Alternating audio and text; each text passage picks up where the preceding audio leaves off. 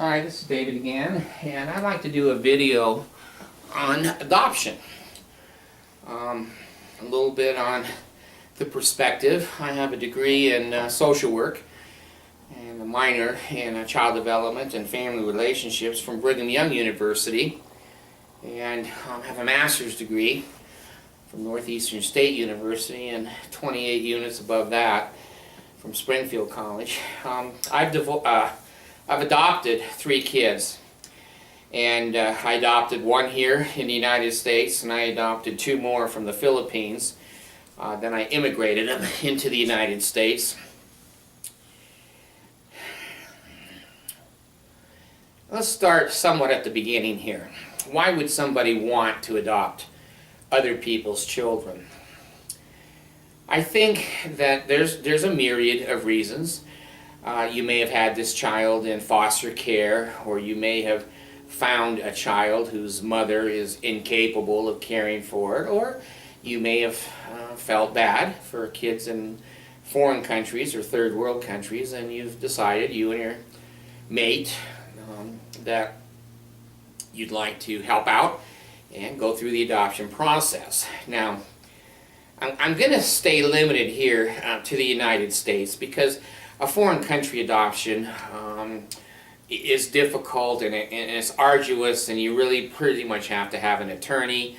I could tell you how to adopt children in the Philippines that are in the Philippines. The adoption is in the Philippines, but the Hague Convention has so much information, and when countries, and the Philippines is a country that subscribes to the Hague Convention, and there's rules and regulations and all kinds of safety mechanisms to keep children from being trafficked.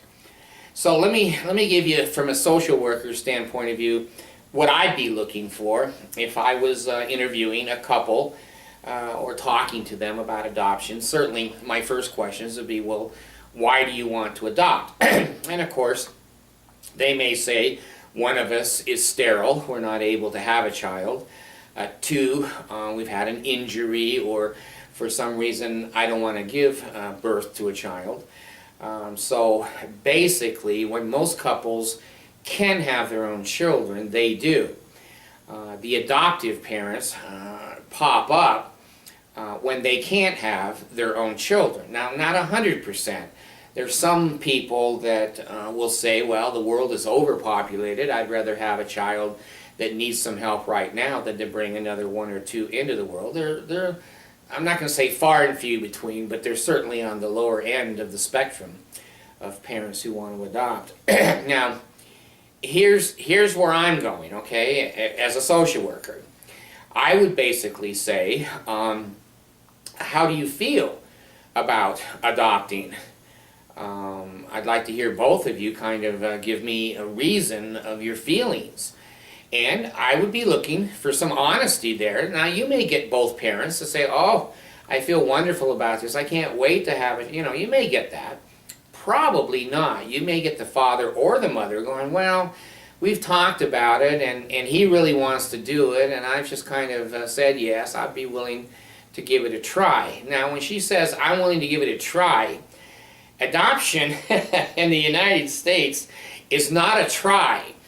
That child becomes yours whether it came out of your body or not. Now, what's funny in the Philippines, and I'm just putting this in as a sideline, an adoption in the Philippines, you can give the child back. If it's a terrible child and you just don't want it, or hey, you know, it's too hard, you can give it back, but not in the United States. So, I would listen to both of them. What I'd be looking for is honesty and integrity. I'm not quite sure how I feel. I'm not quite sure how definite I am. We've certainly talked about it, read about it, looked about. We've talked about surrogate parenthood and other kinds of things. And those are certainly all options. And we probably ought to talk about and eliminate those options. If we've determined that the woman is the one that's infertile, well, certainly the man has sperm that is potent and can cause a child, at least from his half of the genetic pool. There may be a young, healthy girl that'll say, well, for $10, $20, $30,000, I'll have a baby with your sperm, and whether you put it in with your penis or you give it to the doctor, and the doctor puts it in her vagina, she gets pregnant. Now, you end up paying for all of the hospitalization and all the birth of the child and changing the child's name and birth certificate to reflect you and your wife rather than the surrogate mother. And that can be done. Now, here's the caution. And this is an important caution. Don't just dismiss it. One of the psychological tenets and makeup of a woman is that bonding after she gives birth. Now, she may be, you know, whatever, 18 or 20 or even 30 and be bouncing around. Oh, I'll have a baby for you, and you can use my vagina and my uterus, and I'll just give it to you. Now, I've seen it with my own eyes, and I've heard it with my own ears, that some of these mothers who give birth change their minds. They go, no, I'm not giving my baby up. I want my baby. That instinct and that bonding in that particular female has come through so strong, she's not willing to give it up. So that's a chance you take. You've paid all this money, and she may back out of the contract. What are you going to do? Sue the mother of your child, you know, beat her up, steal the child, go see a judge or an attorney? I guess all those are possibilities. So, a surrogate mother certainly is a possibility. Now, one of the things I would look for as a social worker, if you've had a foster child or a stepchild or someone that you're adopting in your home for more than a year, and they get along with you well and you get along with them well, that's a plus. Because now, as a social worker, I can write in a report that the love and affection and the attention has been there. We're not just throwing dice thinking all these three people are going to be wonderful. If we can prove that they've been wonderful, that helps a great deal in final decisions on adoption. So that's a plus for you. Now let's say that you don't have that. Okay? You're just a young couple, you can't have a baby, you've been trying for 5 or 7 years or something, and it ain't going to work. You've seen the doctors, and the other thing that you can do is artificial insemination. I didn't know, but I do now. You can go to a sperm bank. The people who generally, not all, but generally donate at a sperm bank are doctors. They're doctors, and so that sperm that is stored there below zero or whatever is available for artificial insemination. They sign over papers like you're going to sign over papers that that sperm doesn't have any responsibility of child support or name or whatever. All you're doing is buying a pharmaceutical product. Your doctor thaws it out, of course, and then puts it in a needle, not a needle, but an injection device, and squirts that into your vagina. And if you're ovulating, there's a good chance that that is going to be a pregnancy. Well, you don't know the father. You don't know if he's blonde or brunette. You don't know if he's Arabic. You don't know if he's black. Well, I don't know. I do think that I donated once at a sperm bank, and I do think that they classify race. As a social worker, I don't think I'd want a surprise white baby showing up in a black family or vice versa. So as I remember, they do separate that out a little bit, and that can be expensive. And many times you don't get pregnant on the first shot. It may take you 3, 4, 5 months, and you may need 2 or 3 injections in that month. That sperm stays alive right at about 24 hours, and after that, it ain't going to happen. So you can have artificial insemination, and that is with donated sperm. Now, there's a little bit of a twist on artificial insemination. Let's say that the husband has a low sperm count, not a no sperm count. Well, as the wife, you might feel better saying, well, mix my husband's low count sperm in with the donated sperm, which we know is high count because it's been tested, and then we won't ever know if that's really his baby or it was the donor. A lot of women like that, and that's not hard to do. So the husband will donate and the doctor will mix both of them together, shoot both in, and then, like I said, you won't know who the real father was. It's kind of like roulette. Once a lot of these things have been looked at, done, and it's just an absolute failure, that's when they show up in my office and say, well, you know, we're really thinking of adoption. Now here's some of the problems, okay? Very young babies, and I want to be realistic on this. I'm not going to just play with you, okay? Young babies that are white, blue-eyed, blondes, coming from highly intelligent parents, engineers or attorneys, they're highly prized. They're highly prized. I'm sorry, I didn't make the rules. I'm just telling you what the rules are. So those babies are scooped up real quick with parents that have a lot of money and high-powered attorneys. They can put you know, pressure on the social service system to pop one of those kind of babies out. Now you and I, ordinary human beings, we're not going to be able to do that. Now of course, if you get a baby that's already born, you'll get a little bit of an idea. At least you know what their genetics are, or their genes. Gender. They're a boy or a girl, and you can see the blue eyes or the blonde hair or the black eyes and the olive skin, and then make a decision a little bit on that. So the highly healthy and intelligent and desirable babies are snapped up very, very quick. So most of us that go into adoption agencies, they're going to try to get rid of their older kids. They don't have a place for 4-year-olds, 5-year-olds, except foster care. That's a terrible life for a kid, and we know that as social workers. And if we can talk you into or slant you towards, gee, this little 3-year-old is in foster care and she's darling, you might want to meet her, and now you know what you're getting. Well, that makes some difference to parents. The woman, again, is the complex one in this equation because with a baby, she feels more like it's her own. She feels like she's had it when a week old, and ever since. So she feels pretty much like she's given life to it and birth to it. There's a little bit of hole and emptiness there with an adoption. We can't say that it's the same as giving life to another person. But we got to take a look at the gene pool. The hot babies are snapped up real quick with parents who have big incomes, big houses, and nannies, and the prognosis is excellent that nothing is going to go wrong. Well, now you take the average people, they come in, they don't have a lot of time, well, not a lot of time, but a lot of money and a lot of resources. Now, I'm not sure that the resources would be as important to me as a social worker as if they've had these resources for 3 years, 5 years, whatever.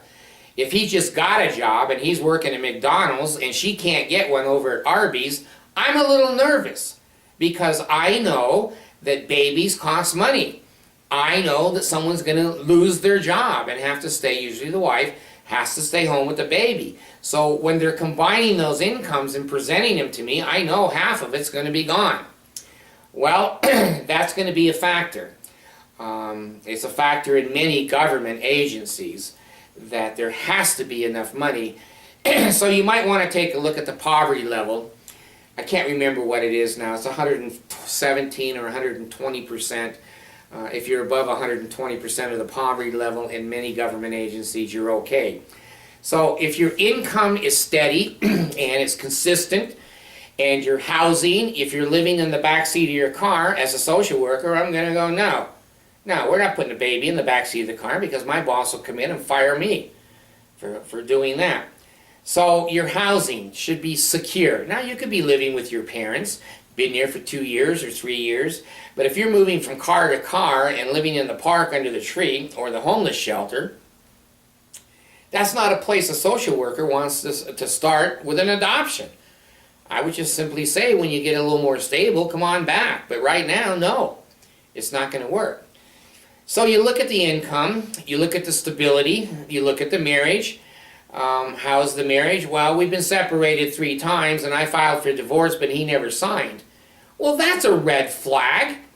Am I going to put a baby down into that situation? Of course not, especially as a state worker. So you're going to have choices between state workers and private agencies, but again, any social worker that's trained is not going to put a baby kind of in that situation. So let's say that they seem to be stable in the marriage, they're pretty good in the income, they have a home, and their prognosis looks good. In education, that's going to be a plus for you, because I know you're not going to be as unemployed as Frank over there that's got 3 earrings in both ears and a ring nose and tattoos from his toes to the top of his head with a mohawk.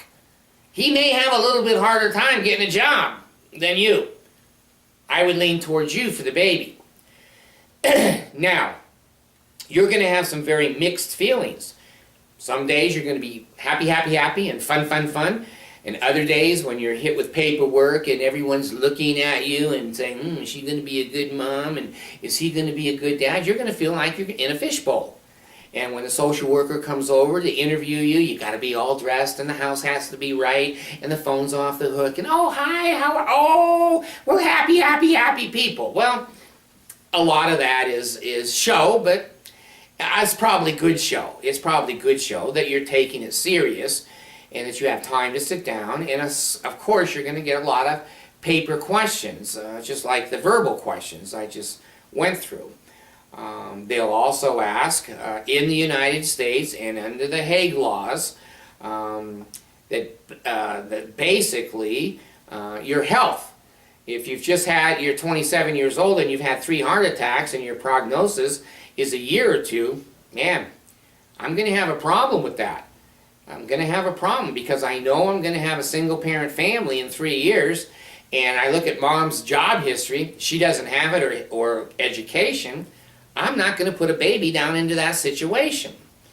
So they're going to take a look at your health. They're going to take a look at your attitudes and even maybe a little bit of your morality and how you're going to especially discipline this child. If you say, I'm going to Velcro him to the wall and basically if he gets smart with me, I'm going to slam him. Well, no one is going to give you a baby. That's stupid stuff. So, let's say you have some mental and or physical disorders.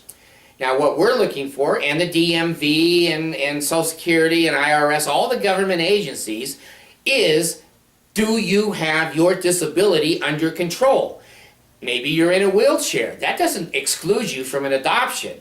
But do you have access to the house? Can you get through the kitchen? Can you make bottles for the baby? Can you get into the bathroom by yourself and put her in the bathtub or in the shower? How do you plan to wash the baby when you don't have any legs? It can be done. It can be done. But I want to see that stabilize. If you have a mental disorder, has your doctor and your psychiatrist pretty much cleared you for an adoption? They think you're going to be okay? Can you afford your medications? Have you been on the medications for more than a year so that we know, are they going to work? We're going to look at your criminal record. Good Lord, if you've got 3 DUIs and you got a beer in your hand when I'm interviewing you for the adoption, that ain't going to fly. That ain't going to fly. You've got to be responsible people. In fact, I've always said it's strange that the idiots of the world, they can get together and have intercourse and have a baby without anybody's permission. But here you are as an upstanding citizen, and I'm looking at your income, I'm looking at your health, I'm looking at your stability. You've got to be 100 times higher to adopt than to just screw and get a baby. I don't make the rules, I'm only telling you the rules from a perspective of a master's level social worker person, who I'd place a baby with, who I wouldn't. So if your physical disability, you've got accommodations, and it looks like you can care for a baby, that's not going to bother me. If you've got mental complications, if you've got a doctor or psychiatrist and your medications, you can afford them, you stay on them, they seem to keep you stabilized, I'm okay with that. Now, I'll tell you what I'm not as comfortable with, and that is drug addiction and alcoholism. Yeah, they're a disease, but they're a disease that are self-induced. No needle jumps across the room and goes in your arm without your permission. And you can't be an alcoholic if you don't drink liquids. Now, I've got to make a judgment. How long have you been sober? Do you go to AA? Have you worked any of the 12-step program? Do you know the big book?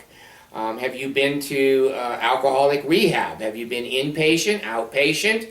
And I'm going to make a judgment there. And I'll tell you, me as a social worker, I'm going to want somewhere between 2 and 3 years at least sobriety. I don't trust 1 and 2 or 18 months or whatever. Too many failures at that point. If you can make it 3 years, I'll warn you and tell you, you know, that is a contingency. I can't legally make it a contingency. Once you're adopted, it's finalized. But if the judge calls me to the stand and says, is there anything in his alcoholic history that you're concerned about? I'm going to say yes.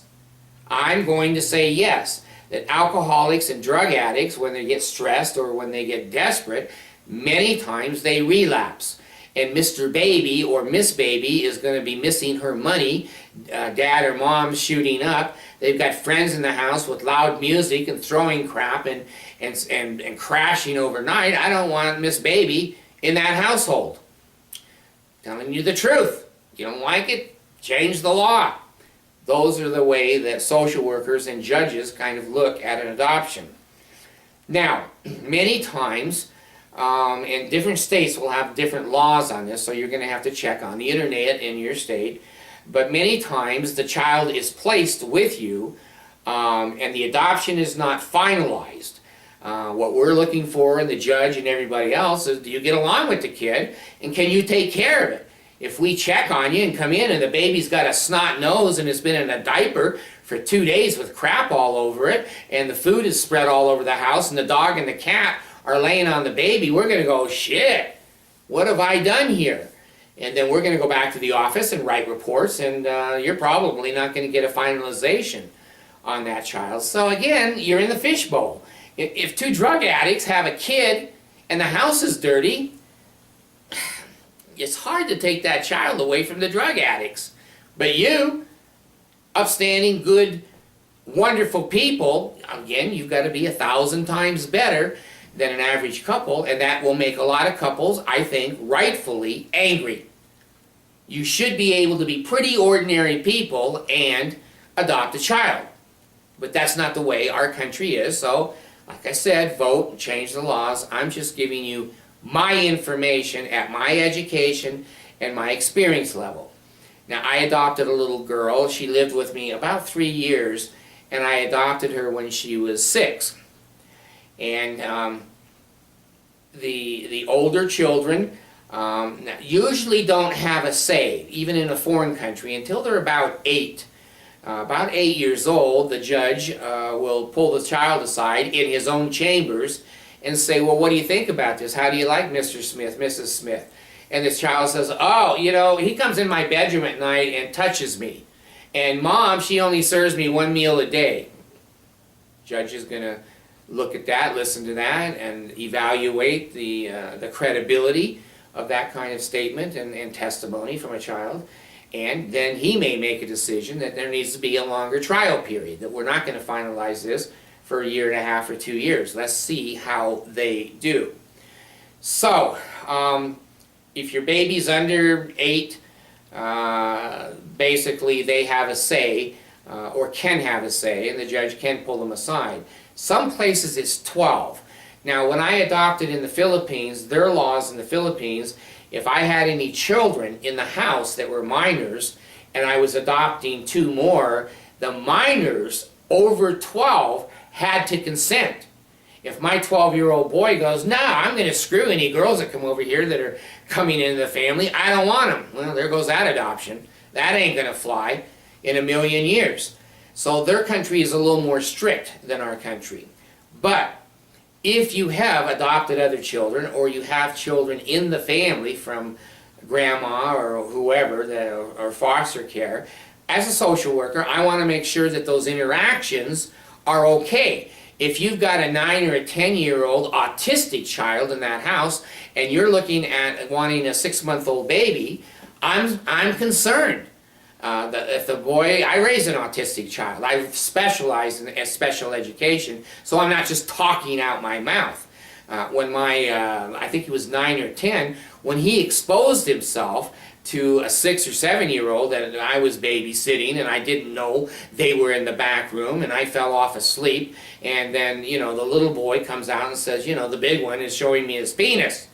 Well, as a social worker, even I made that mistake, leaving him in there. He'd never done that before. There was no indication he was going to do that, but he did. So if I'm going to place a baby in your family, I want to make damn sure it's going to be safe. And if you've got other kids there, I want to know about those other kids and any problems that they might have.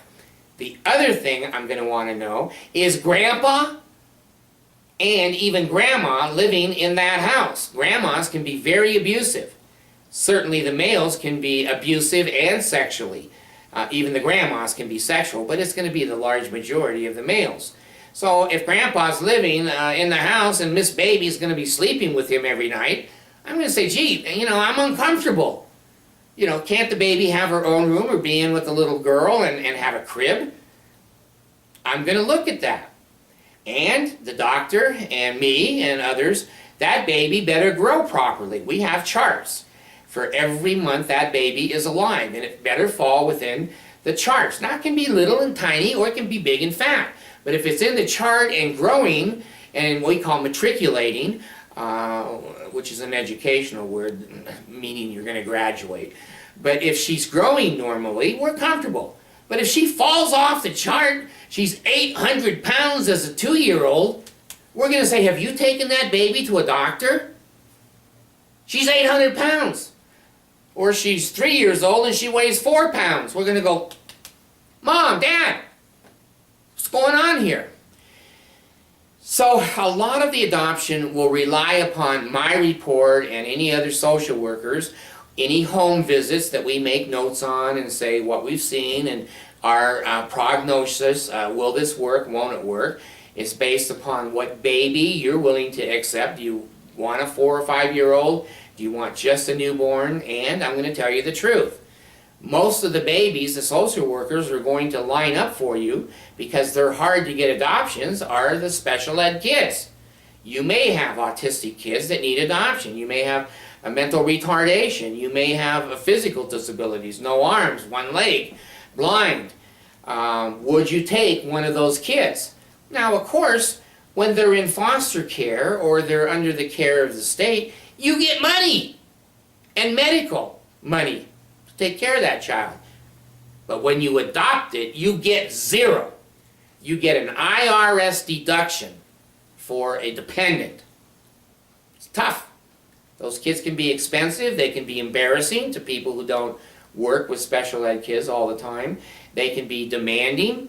They have food problems, either allergies or they choke on food. They call 911 a lot. I had an autistic boy, like I said. He called 911 so often, the police would call me back and go, David, is that Aaron? And I go, yeah. Okay, we're not coming over. You got to be with him. I've got a 13-year-old, and she can stay overnight by herself. She's responsible. Then I've got an ADHD that's 9. I can't leave her for an hour or two. She's on heavy medication, narcotic medication. And she does weird stuff. Has to have supervision. So if you're thinking of adopting, don't be silly. Don't be unthinking. Know your limits. If you can handle and you want to handle a child that becomes yours that has some problems, you're going to have to fight for them in the school district. You may have to fight for them in the neighborhood. Kids don't want to play with them. They're lonely. They get angry. They bang their heads against the wall. They throw crap and break your windows. They throw food when they get frustrated. Some of them can't speak well. Some of them can't read. Many of them will be way behind in school. And if you can get them to be independent anytime, you're going to be lucky. You take a special ed kid, you may have it forever. He or she may not be able to be independent. And you don't have money to put them out in a hotel or some kind of a respite area or something that they can live at. They're going to live at your place. They're not going to drive, but they might try it. You leave the keys out, they might try it. They're not going to smoke, but if you leave the cigarettes out, they'll try it and they'll catch the house on fire. They can't cook, but they're going to try, and suddenly the smoke detectors are going off all over the damn house. It is a big, big job, and as a social worker, I'm pretty much inclined to make sure that it is more of a chance that the child will be successful with these parents than even if they stay in foster care or the state custody. At least I know they're safe. At least I know they're with people that understand and have worked with special ed kids. This young couple that's 22 and 25 years old, they don't know crap unless they've been raised with a brother or sister, or they worked, or their education is in that area. That's an entirely different subject to talk on. But I'm going to look at, is that child going to be safe? Is that child likely to have a good chance at life? And do those parents really want that child, and will they grow to love it if they don't love it at the beginning? Now let me tell you the nicest compliment I ever got. It was from a PhD, psychiatrist, psychologist, licensed, and I was interviewed to adopt in the Philippines. They're very strict. Every child is interviewed. That's not in the United States. These are with licensed psychologists. And he asked me same questions I put at the beginning of the interview here. And I answered them the best that I could. And then he wrote a letter to the court and to the judge what his prognosis was and what his opinion was based upon our conversation. The nicest compliment I ever got, and it was true, and it's true today. David does not see his adopted children any different than his naturally born children. That was one of the greatest compliments I ever had. Now, I believe a father can reach that level, that those kids are just as important and just as precious as his natural born children. Mothers, I'm not so sure. I'm not so sure a mother can have that kind of a loyalty to a child that somebody else created, and the mother feels a little bit like a babysitter or a caretaker. And when the child says, "You're not my real mother," when she's 13 or 14, that's going to cut very, very deep in most women. But that's what I adhere to and what I strive for. I make sure that I go to school as much with and I don't think about it. I just know I'm over at the school as much with my adopted children as I am with natural children. I know I discipline them. I don't put any requirements on either group one way or the other. They share bedrooms. We go on vacation. That's the kind of people, as a social worker, I would be looking for. Someone that really includes that child in their life. And boy, I don't care if any of my children died, I probably would die myself. That's something I've never had to face, and I hope that I never will face it. But when I've had my adopted children as sick as my regular children, bones stuck in their throat, fell through the patio door, they go right to the hospital, just like the other kids. So anyway, let's make sure that you please me and her. It's probably going to be a her. It could be a him social worker, but usually they're MSWs, licensed social workers, and most of those are going to be female in most states.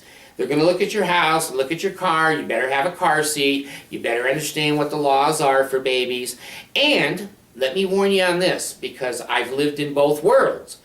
I'm not speaking out of a book or something someone told me. Years ago, there were no video cameras in Walmart.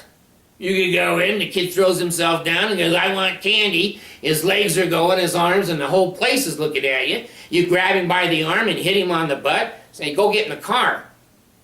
Try that nowadays with all the video cameras. I don't care if you're in a parking lot. I don't care if you're in a dentist's office. I don't care where you are. This society, you're in a fishbowl. And as an adoptive parent, you might want to be just a little bit more patient. Of course, once that kid is 4 or 5 years old, he's not adopted anymore. He's your kid, and he knows it, and you know it. But it is traumatizing for a child to be adopted. I would say anything over 3 or 4 years old, that child could remember you're not their real parents. My kids here, no, I never denied it. I mean, I've always told my kids, "You're adopted." They know it, they're adopted, and they know it doesn't make any difference. that I treat all of my even adult kids just like I do my adopted kids, and half the time I can't even remember what kids are adopted. I've got one little girl, and it hasn't crossed my mind until I did this tape. Oh yeah, Monica, she's adopted. I adopted her when she was 3. Well, I raised her, sent her to Europe, and put her through Brigham Young University, and just like the other kids. So when a child becomes adopted, they're always worrying about their biological parents. Now, I'm going to tell you both ways. You make your own mind up, because I've lived it both ways. Didn't read a book, didn't have a meeting. I've lived it. I've seen it and heard it. Many adoptive parents want to own that child. And of course, if the child is 2 or 3, when you adopt it, or a baby, you do own it. But if you take an older child, you take a 5, 6, 7, 8 child, and you try to own it, you're going to have some problems. I did. I wanted that child not to have contact with its biological parents. I didn't want to be seen as a caretaker. I'm paying for everything. I'm having to discipline him. I'm having to take him to school. That other parent signed him off, they signed him off. I wish it was that easy. The first time around, I did not let any of the children have contact with the biological parents. Now, when they're 30, they're very angry at me. Even though I adopted them and took them out of a hellhole and poverty and treated them like kings and queens, they're pissed. They're totally pissed. I want my real mom to know who I am, and they've gone and sought her out and, have had a quasi-relationship. You can't build a relationship that wasn't there for 18 years. They think they can, but they soon learn they can't. Now, this time around, I'm doing it different. These kids, their biological parents, signed them over. I have every right to just cut off contact where they even almost forget their parents. I don't. I let them get on the computer. I let them talk to their biological parents in the Philippines. And they have a brother who I did not take out of the family because I didn't want to strip the mother of every one of her children. And they talk to grandpa and grandma, and they remember, and they are taught to remember. They know their native tongue and language. And I think this. I'm older and I'm more confident. My ego is stronger. I'm not afraid. If my kids came home today and said, Dad, we don't like it here. We kind of like to go back to the Philippines. I say, well, write me a check for all the money I've spent on you. Don't let the door hit you in the ass. Now, I'm exaggerating a little bit. I'm not afraid anymore that I'm not a good parent. I know what a good parent is, and I haven't always been the best parent. Because in my 20s, I was as nutty as any 20-year-old. But I'm 64 years old now, and, I don't spank my kids, I don't slap my kids, I don't pinch my kids, and I don't drag them around the house by their feet or their arms. I'm pretty good at behavior modification, and I have more patience, too, and I have girls. Girls are very different. They don't jump off the roof of the house like the boys do. So, this time around, I'm letting them have contact with their biological parents. Will there come a day where they're 17 or 15 and go, I really miss my regular mom, can I go? I say, hey, you can go. I'm not threatened, but I'm not sending money to you to support you. Your iPod stays here, your computer stays here, and your education, I'm not paying for a private school over there. If you're going to be here with me and allow me the privilege to be your parent, then I will take parental responsibilities. But if you go back there, you will not have any food, you'll not have any clothes, you'll not have any education, you'll not have hope, and this is not a beanbag or a puppet father.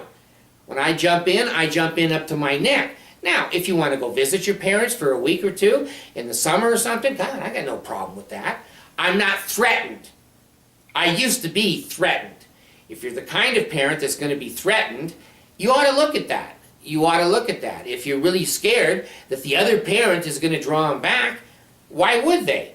If you're treating the child well, and the child has everything it needs, hope and a good life, they're going to want to visit. But once they see there's no water, there's no flushed toilets, there's no food but dead fish that have been dead for months, and a handful of rice to eat, Geez, my kids are in the refrigerator 24/7, popping in frozen dinners and popsicles, and they're spoiled. They're spoiled. So, as a social worker, those are the things that I'm going to be looking for, and I'm going to probably be very average as a social worker. You think about your assets, you think about your liabilities, and then as a couple, you decide, do you want to go down this road? But it's not a pretend road like the Philippines. If the kid is miserable, I didn't know mine was ADHD. I had a suspicion, because I'm a social worker, I could see it before I adopted her. And now, her medication is $180 a month, and it can't refill. I have to walk to the doctor, get the piece of paper, walk to the pharmacy, and hand the paper. I have to notify the school.